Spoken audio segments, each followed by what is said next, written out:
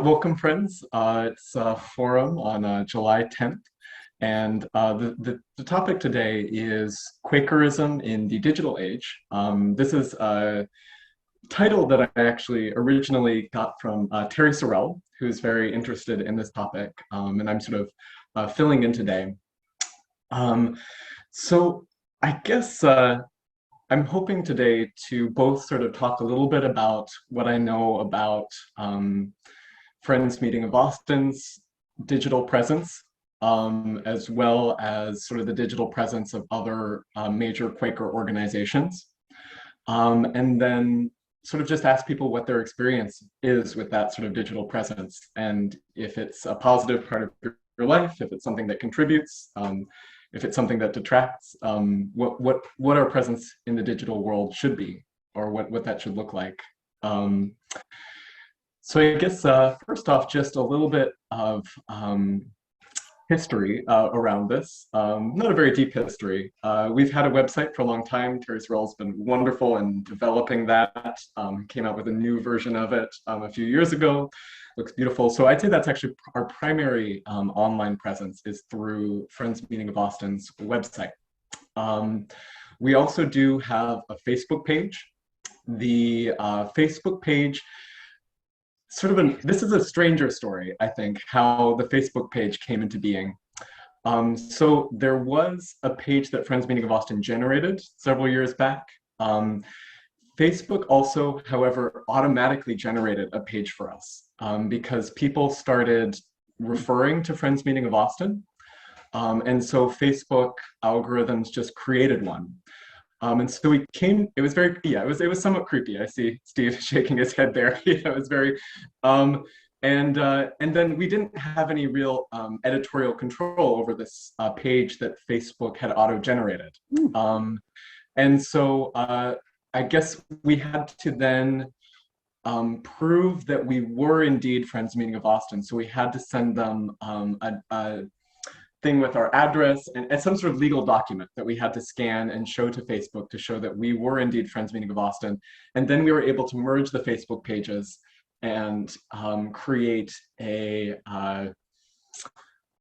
one that we fully administer and can have editorial control over. So anyway, so we have a Facebook page, and it's somewhat, I'm still not sure how to feel about this. I feel like we almost don't have a choice in having a Facebook page, since if we didn't have one that we controlled, Facebook would generate one that we were unable to moderate. And so we do have one, and it's sort of an ongoing question that we have, how to utilize that. Yeah, let me just actually show you guys this. I'm going to screen share here. So we'll show you guys what our Facebook page looks like. This is the view from the administrator's perspective on the Facebook page. So I'm going to go ahead and screen share. Let's go ahead and screen there, that one. This is not the Facebook page right now. I'm going to pull that up real quick. Here it is. Here is the Friends Meeting of Boston Facebook page. So this is we have a banner that says "There's that I've got it, everyone," and has a little picture of the meeting house. And then this is our little profile picture, is just a picture of a tree, and it has a little information about Friends Meeting of Boston. We don't post very much at all, honestly. We really, very, very minimal use, just because I think as a community, we haven't really come to a full clarity on how to utilize this. However, the powers involved in Facebook are, and so for instance, we'll post things when we have a public announcement or a public statement that we want to make. For instance, the one on Ukraine, you can see here, we posted that a little while back, and 9 people engaged with that, liking it or sharing it, and 100 people reached. It gives you metrics then on who is contacting everything. And that is both the great power and the great sort of disturbing feature of Facebook, is that it does give you very accurate metrics, and it's always tracking everyone who is on it. And so we can actually look at who is looking at our Facebook page. So here is our insights, it's called. We can see, let's see, our audience. We can see it's, I guess, primarily 63% women who are engaging with our Facebook post, 36% men. We can see the age ranges of people who engage with our content on our minimal content, and the gender breakdown of those people. The cities, of course, Austin, Texas being the primary one, and going down there. Countries, overwhelmingly the United States. I'm somewhat curious about these other metrics, like 0.2% Malawi. Does that mean like someone in Malawi at one point saw our a post and that's how they ended up on this metric? It's somewhat mysterious what some of this information means.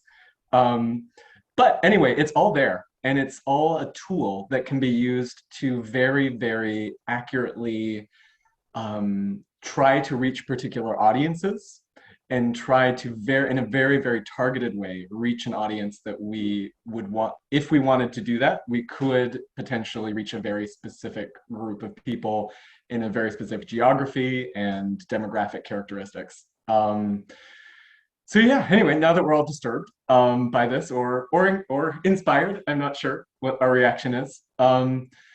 Some other Quaker groups have been trying to utilize these sort of tools. So for instance, there's a woman, Emily Provence, I believe that's how you pronounce her name. She does a lot of research in Quaker outreach, and she has a traveling ministry.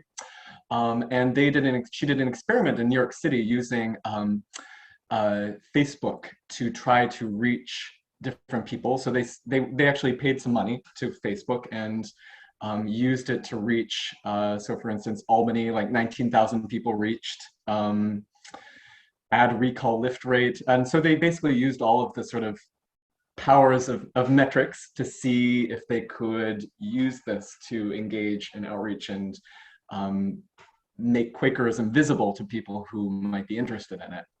And yeah, I'm not sure that they've had, unfortunately, they have a lot of metrics from Facebook. I haven't looked through it closely enough to see if they're, and just to give you an idea, these are sort of the ads that they were running on different topics and different areas related to Quakerism that they were publishing out there.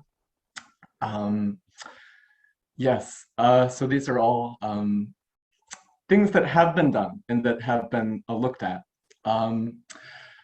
There also are, just to sort of finish my sort of initial spiel here, a number of Quaker organizations that do have quite an active online presence. Probably one that you'll be most familiar with is Quaker Speak. They produce a lot of online content. They sort of serve a series of short videos that are released on YouTube. And I think these are really great. These are wonderful content, and I'm glad they're out there. They have a real diversity of perspectives and topics. And for instance, I'll be very happily getting married under the care of the meeting in October, and they have a great Quaker Speak video on Quaker weddings. And that's something that I've shared with the people we've invited to the wedding who aren't Quakers, as a means of explaining what a Quaker wedding will be like. So this is very powerful. Also sort of this is run by, oh gosh, what is it? The Friends Journal is the one that's sort of responsible for this. Pendle Hill, which is a major sort of Quaker education institution in the United States, also has a fairly active online presence. You can participate things online.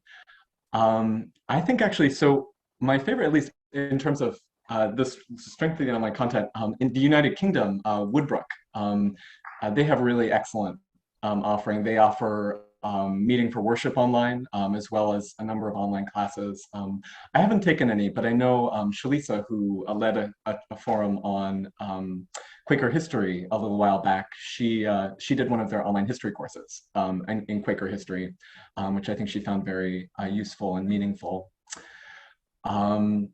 Yeah, gosh, there are actually lots of resources. People have been creating and putting stuff online for Quakerism. Within Facebook, there are a number of groups, so not Friends Meeting of Austin, or not actually specifically associated with any one meeting, but rather sort of broad associations, such as, you know, Quaker Universalists or Quaker non-theists or bad Quakers, or there are all sorts of different groups that are out there. Yeah, so that I guess is just a brief overview of what is to my understanding at least, happening online. And it's interesting. I'm going to go ahead and stop sharing here right now. That so these are, although Facebook seems sort of very new and very useful person, it actually, ironically, is no longer that. It is much more, the younger people are now much more on Instagram and TikTok and Snapchat. I honestly don't even know some of the newer ones. I would identify as a millennial, and we were sort of the ones that came into Facebook around the time we were going to college, and so got used to that. But nowadays, it's become sort of passe, I think, amongst the younger crew. And so there are, I know, some Quaker presence in these newer platforms. There's, I think, one Quaker TikTok person that I know of, at least, who creates these tiny. Unfortunately, these other platforms, I'm not entirely sure how Quakerism would integrate well into them. They tend to be either very image focused. So in Instagram, it's primarily focused around sort of pictures that you sort of just scroll through, and TikTok on like extremely short and usually highly amusing and catchy little video clips. And for a religion that's so grounded in sort of quiet, long contemplation, there might be a slight mismatch in form between those. Yeah, so that's sort of a whirlwind introduction to my understanding of this. Before I launch into my questions for you guys, does anybody have any questions about any of that? I'm sure there are, or just reactions.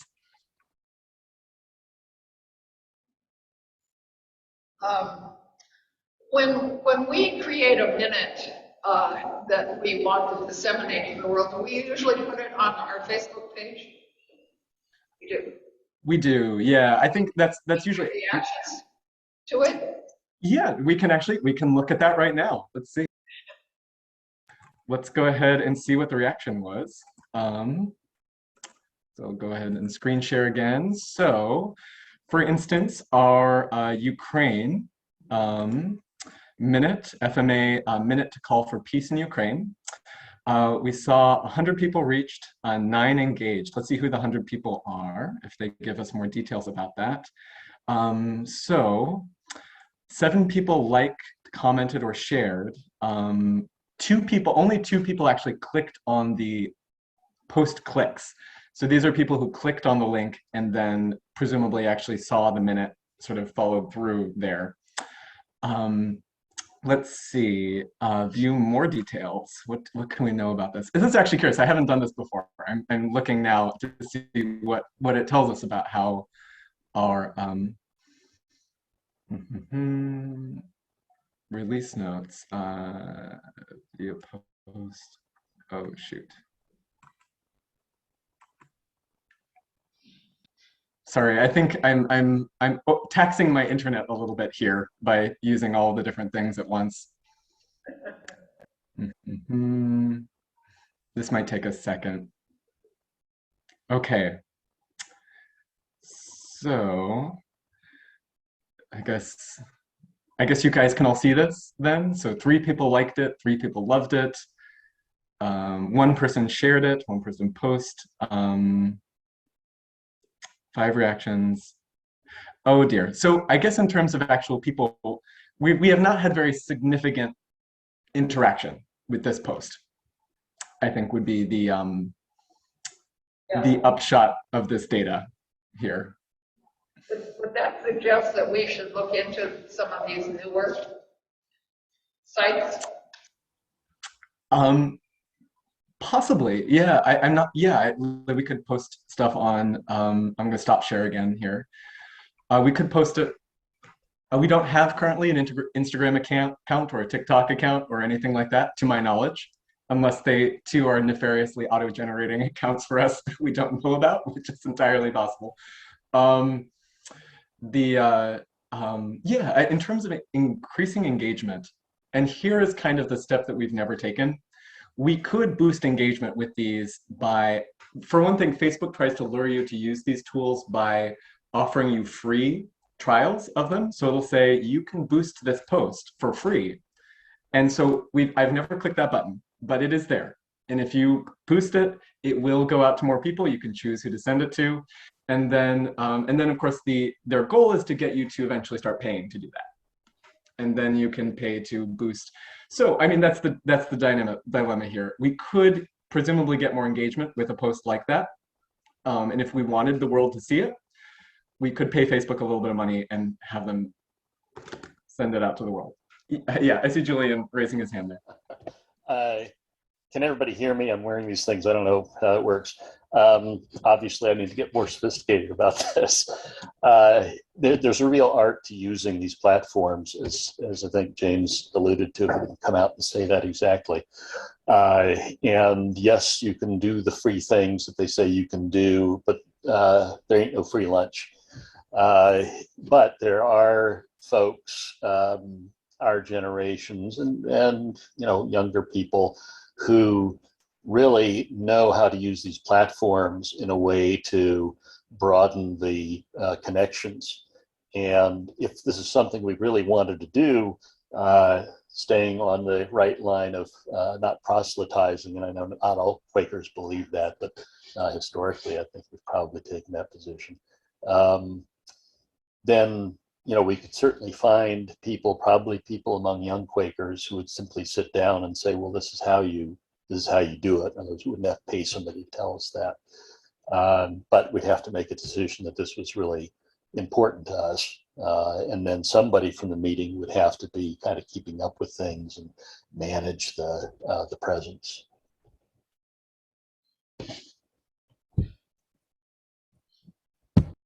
Steve, yeah, go ahead. I have certainly used many of the online resources for research and reading and history and Pendle Hill, and there really is if you're trying to learn about Quakerism or pursue something about a particular issue or whatever in the Quaker, there is a lot of material out there.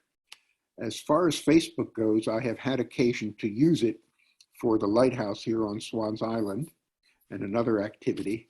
And you certainly can get very, very granular. You can spend $10 and say, I want people in these 4 zip codes who are certain age ranges, who subscribe to this magazine, and you wouldn't believe what you can do to target an ad more or less, but it'll show up as a normal thing in that group of people's feed. So it could say, Friends Meeting of Austin takes a position on, racism in the city, whatever.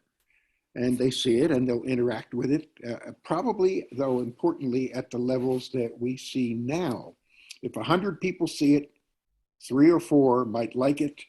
Only 1 or 2, maybe 10 will like it. 1 or 2 will actually click on the content. That's the main thing to understand about Facebook. You will see a lot of people scroll, like things. Very few will click and read the content or follow up. So that's important to understand. I don't know how we could make use of something like Instagram, but I'll stop right now.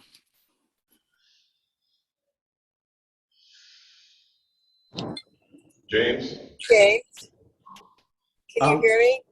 Yes, it looks like maybe This is Liz from the car. I think it's been trying to speak for a while. Did you want to go back? I just was going to say that the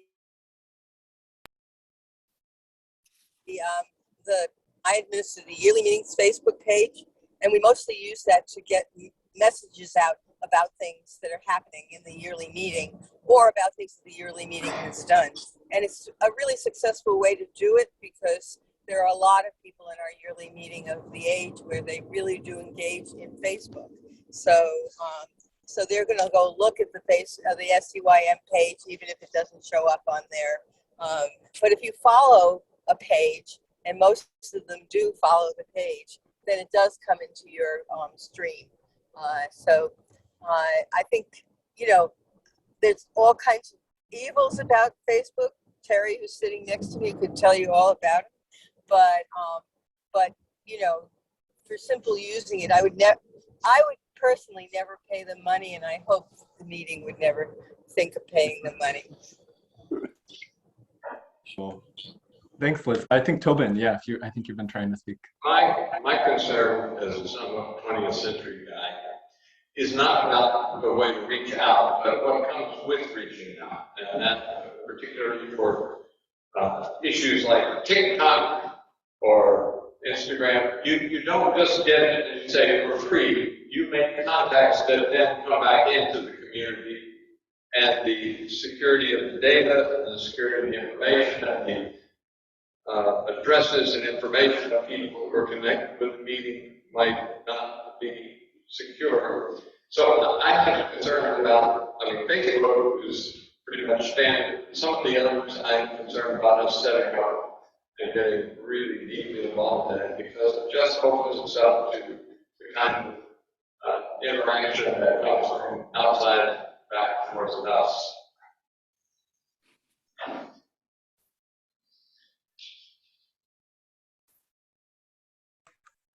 I guess, so just maybe jumping back just a little bit to what Liz was talking about. So primarily what I was referring to in my initial sort of thinking is just using this as a tool to reach outside. However, what Liz was talking about was also using it as a tool for internal communication within the community. That sounds like sort of what SCYM is doing. And for a while, I guess I was more actively moderating the Facebook page and like saying what the forum is. I just post that on Facebook page. Or like a little, Pendle Hill comes out with a little quote. So I'd like put up a little quote and I'd say, here's what the forum is, worship at 11. That would just go out. I just did that every week. And I don't know if that was helpful. I don't know if that actually encouraged people to come or engage. Yeah, and I'm curious, do you people here who are very involved in the meeting, do you guys look at Facebook? Would having meeting information present there be beneficial?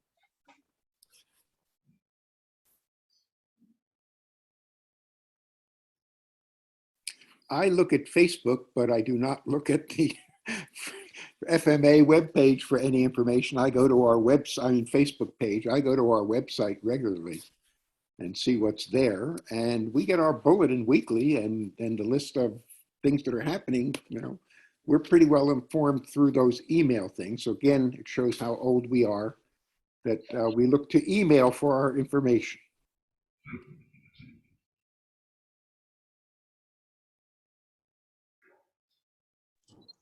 Just make your comment. A comment while in motion. It looks like Steve is frozen. Is he frozen? Are we frozen? No, he's not frozen. We can hear you there, Terry. Yes, please go ahead. Okay, I'm sorry to say this, but we keep discussing Facebook from the point of view of what nice things it can do for us. But the fact is that when Facebook is used as a tool, it is often even predominantly used as a tool of disruption, political mischief, and it's been an endless cause of suffering and misery. And the management, the ownership of Facebook shows no evidence of any conscience at all. So, it's sort of like, it's kind of a public institution that you can't ignore. But at the same time, I just don't have the heart to use it very much anymore. And I find myself uncomfortable that the Friends meeting has a Facebook account because of its association with what is an ultimately extremely destructive organization and an extremely destructive social phenomenon that goes beyond Facebook.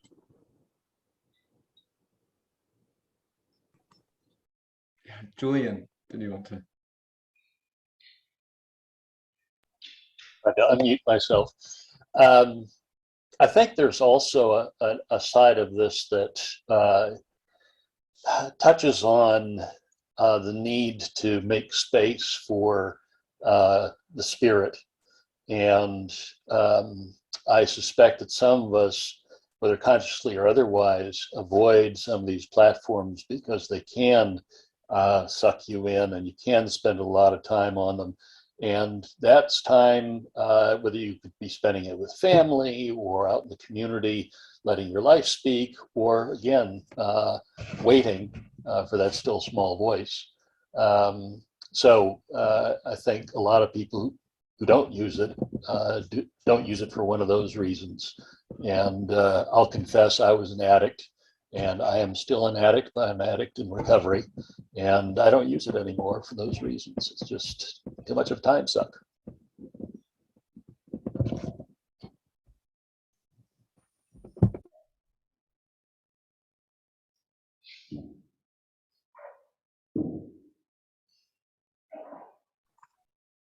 Yeah, Steve. I think we really need to go backwards and put the horse in front, and you know, social media is a tool. It's a tool for things to do, a variety of things. Are these things anything we want to do or ought to be doing? Do we have people who we know of or who are sporadic attenders who need to get more information from us beyond the tools that we have, the website and the weekly bulletins and notices? I think, you know, we ought to start with that.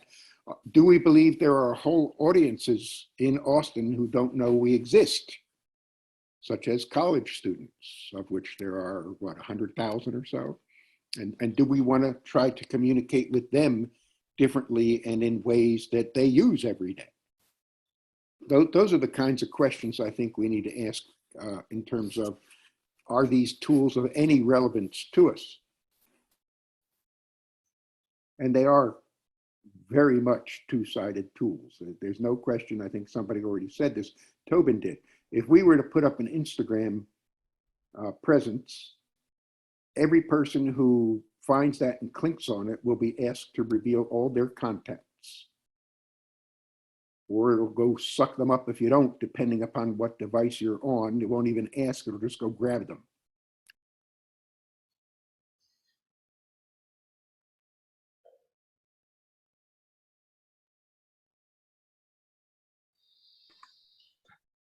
Curious too. I feel like we've come to a good sort of sense of really deep trouble of social media, and in particular these very large corporations that control the social media spaces. I'm wondering too about sort of other forms of online Quaker organizations, what we feel about, so for instance, Woodbrook in the UK, or Pendle Hill, or sort of Quaker Speak and Friends Journal. Are these things, that digital content that's useful to you? And I'll just share, at least for me, I actually found Woodbrook and because they posted on Facebook, that was a way in which that information was sort of disseminated to me. Yeah, and also I just, as we are doing literally at this very moment, we are creating online content. We are recording this forum and posting it on our website.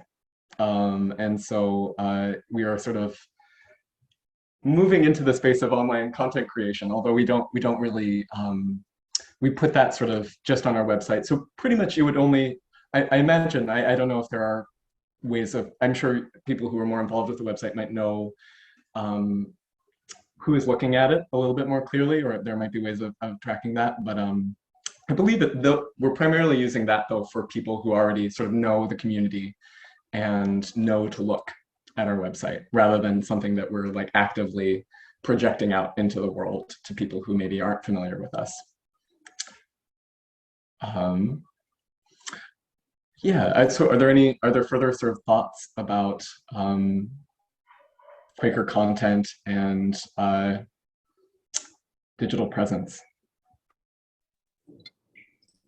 I know from the point of view of being a historian that there's wonderful resources. All the Quaker libraries, for instance, are online now.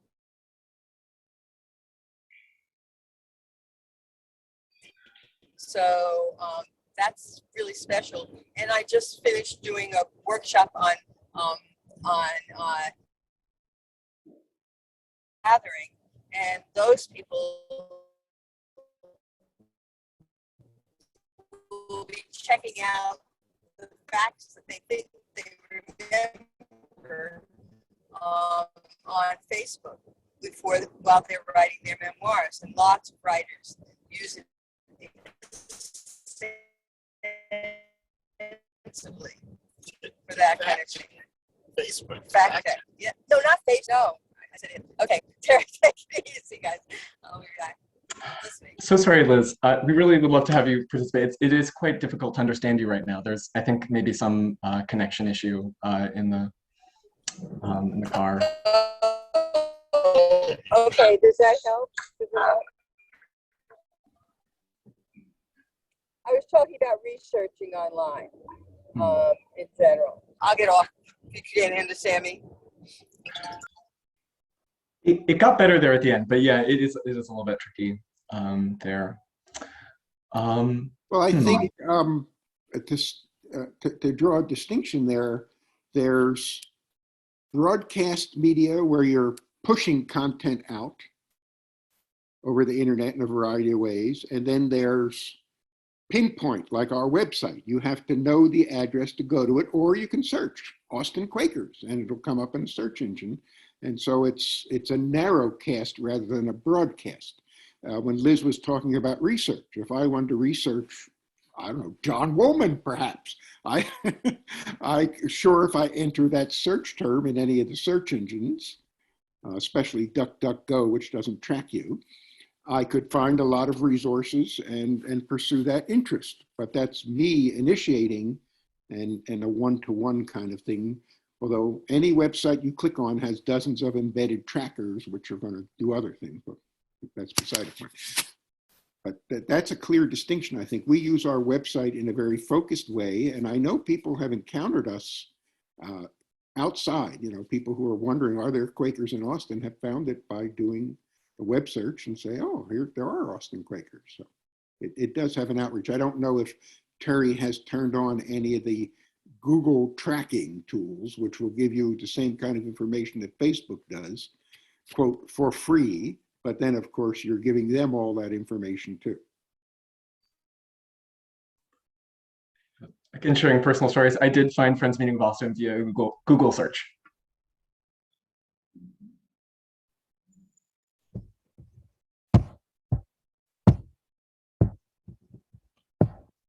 Yeah, Julian. A number of us have talked, number of us in the meeting have talked about the availability of some of these research tools and materials. And there's a sort of known universe of those sites, and people can go to them and so forth. There are also some things that are a little bit hard to find in those sites. And there are some things that are found in sites where you get an error message when you click on them. But if you know where to go from there, you can find it. A good example is the document that was kept for a number of years that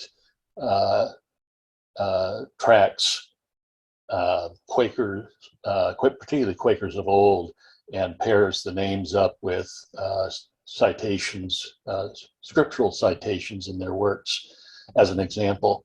And it seems to me one way to do outreach in a more traditional way is to make other faith communities aware of some of the resources that reflect Quaker values and beliefs, and encourage them to let the members of those communities know about them, not because we want them to become Quakers, but just because whether it's a child who's doing research for a paper at school or something like that, or somebody just wants to read more, they come across something about Quakers in the mass media and they want to read more. I'm just using that as an example, but there probably are ways for us to make people more aware of us as a meeting and us as a society that we could explore and not get into some of these some of this business about holding a two-edged knife by one of the edges.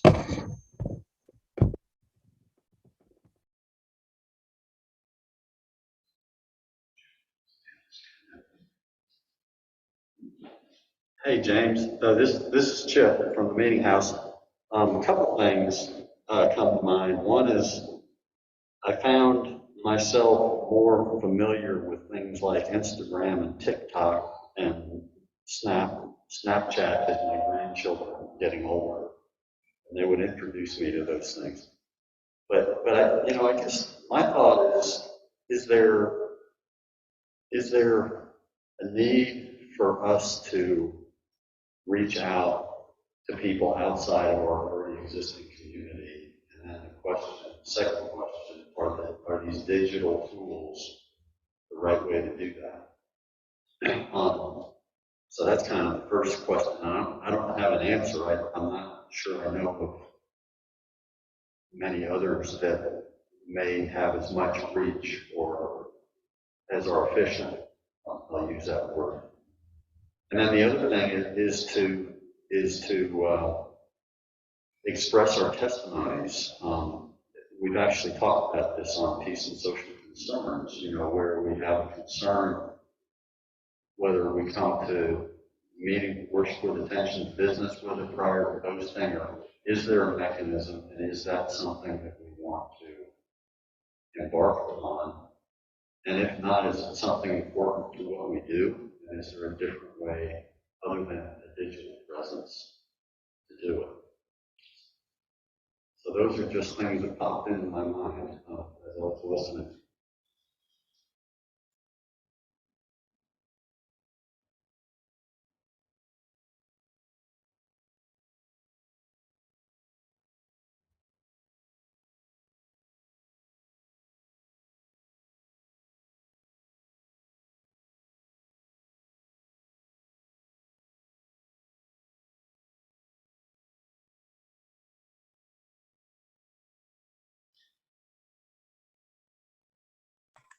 I will add too, I found y'all with a Google search as well.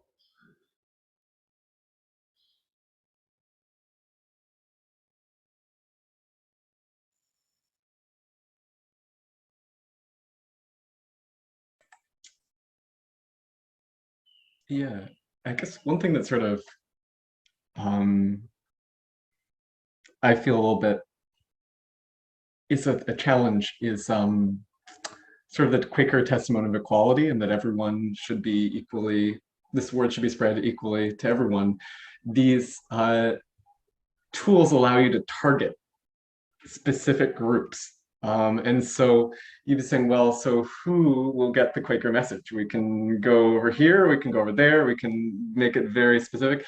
I mean, one way to avoid that maybe just do it geographically, and then you have sort of everyone within a space. But yeah, it's still that sort of power of selection seems troubling with something that you want to just have open to the world and have people, everyone sort of be welcome and invited.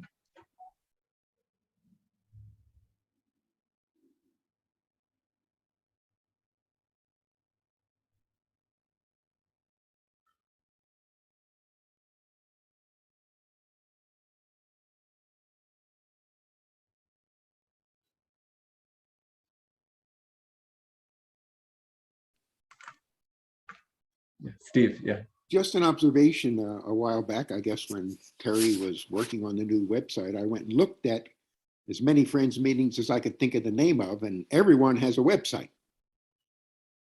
And some of them are, very elaborate, and some of them are less elaborate, and so on.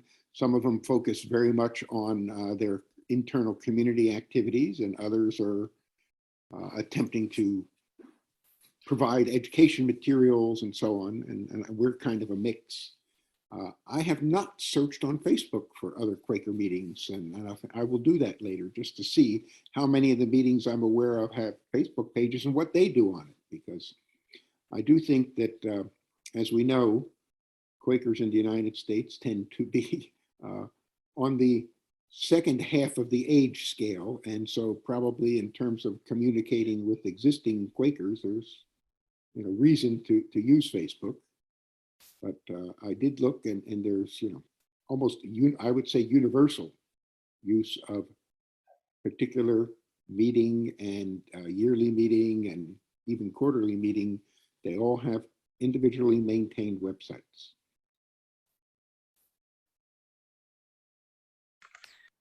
I'm just curious if anyone sort of who has a deeper memory of Quakers in the 80s and 90s, do you remember what the conversation was around starting a website?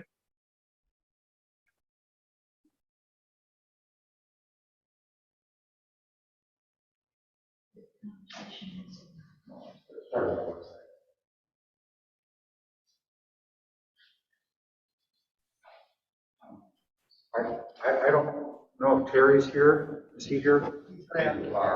Oh, okay. I'll just say very briefly, this came up in about the time I started here, I think at the Quaker meeting in the late 90s. And it wasn't just a, oh yeah, sure, let's do it kind of a conversation. There were a lot of reservations. I think some of them were about security and about just how much we should be revealing about ourselves and how to manage that. It's been a while, so that I'll just leave it at that general level. But I do recall it wasn't just a, thing where everyone was clear to go ahead with it. We worked with it for a while.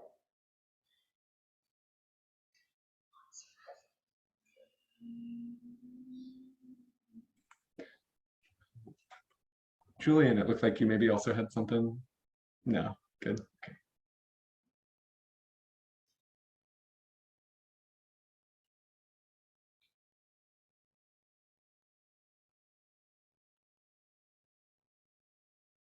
Okay. Yeah, I was curious about them. I feel like that was a time, I was very, very young then, so I don't really remember that particularly, but a time when the internet had a utopianism to it, that it was sort of this space of equality and freedom. And so I could see that maybe being, in some ways, easier to match with our Quaker values. I feel like the internet we're dealing with now is, we know to be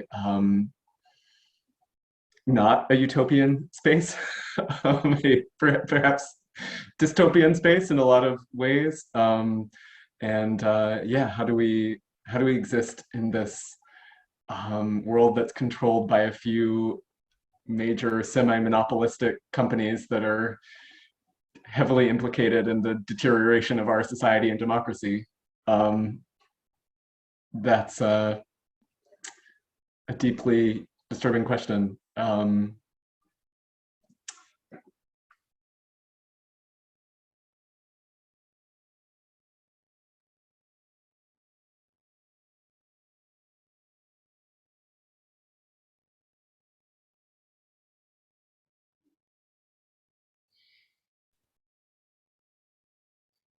I just like to ask of the people who are here today, how many use our website regularly to keep informed or to whatever, schedule a meeting, other than to click on today's link?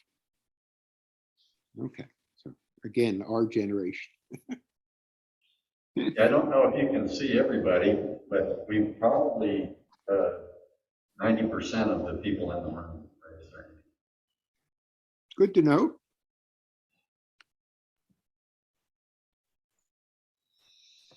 Might be an interesting topic maybe for yearly meeting gathering or something like that. If Quakers had the opportunity to form their own, let's call it their own internet or their own internet presence, what would that look like? As kind of a create the ideas for a utopian, not that it's ever going to happen, but what do we think a utopian element of the internet would look like? It could be an interesting basis for even broader conversations coming out of that. But maybe we have our own billionaire, we don't know it, and we'll, underwrite something. I like that idea. What I was thinking of was like, how did a lot of us who came back in the 80s and 90s get to know about this place? And I remember the Austin Chronicle it used to, and I haven't checked the section lately, but had a section there about under community, and it had churches, and then under that it had the various church events and things like that are happening. And so I wonder if it's like just like a flat place, that that, you know, that people go to. Now, I don't know how many people pick up the Chronicle anymore. I do periodically when I have a need to know what's happening.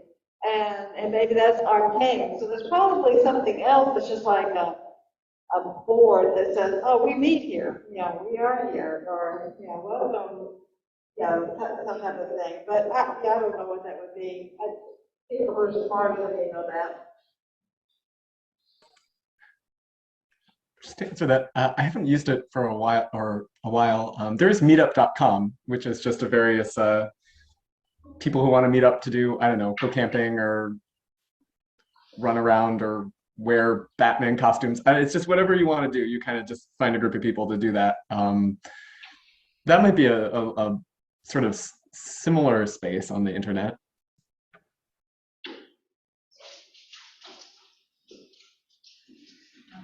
I want to say that the outreach through newspapers or so on to the wider community is something that community relations is supposed to be doing or tasked with, and we have not been. We have a $300 budget. We could put ads in different newspapers, but only for a short time with $300. And I would be happy for anybody who wants to help with that to talk to me.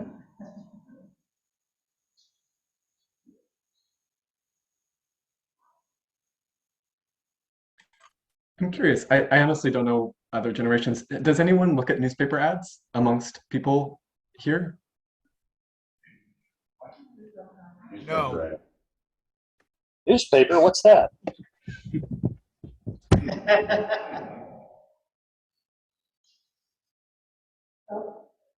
Just as a thought that maybe that because we all have computers at our homes at our disposal, that might be an easy thing for us, people who don't don't have as many options that way might appreciate it in print and on paper. I don't know.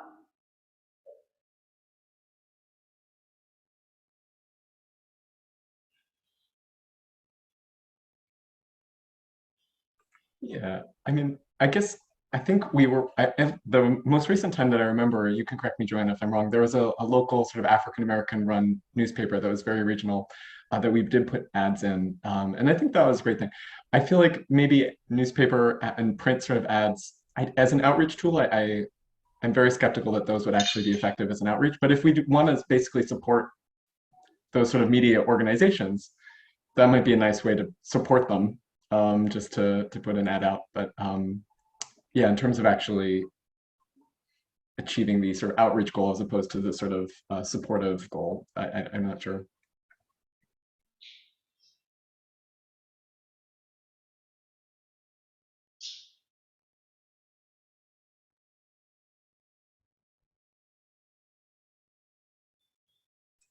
Anyway, it looks like we only have just about 1 minute left before we should end this forum. And it said on the website, at least, it said part 1. I do not have a part 2 or any further subsequent parts after that. Does anyone have any sort of last thoughts or things to feelings about this?